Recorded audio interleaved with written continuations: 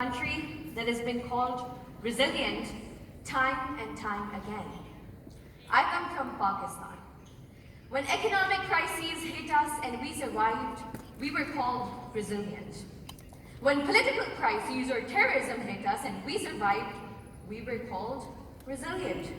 But the question is, will we still be called resilient in the face of climate change, which we cannot survive?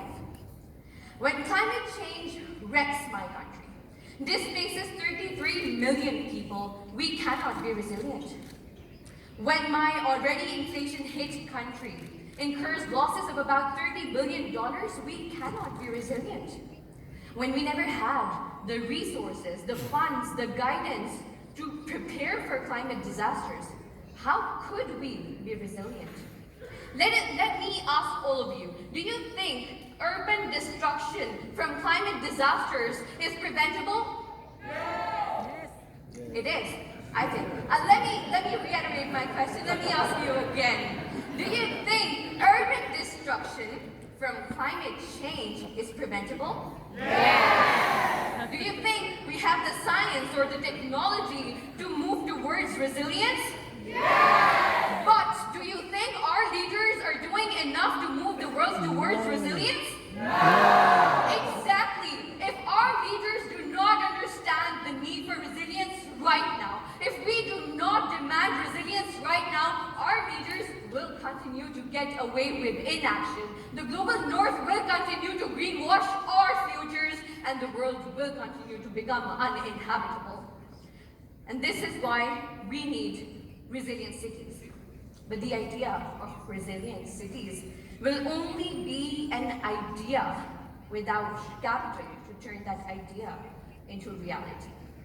It is this capital that the developed global north has, but the developing global south doesn't. It is this capital that needs to be accounted for, this disparity that needs to be accounted for when we talk about climate justice. And so, essentially, it is this climate finance that must come from the global north, not as aid, not as charity, not as funds, but retribution and compensation to the global south for their fair share of emissions and for their role in causing climate change.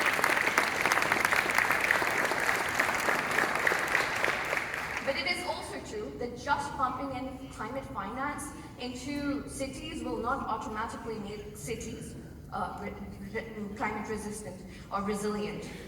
We need to have in cities internal mechanisms or support systems that are supported by gender and age disaggregated data, as well as informed by youth opinion and the opinions of marginalized communities disproportionately impacted by climate change. And that is how we will make our resilient cities and their support systems inclusive, and which should be our first priority.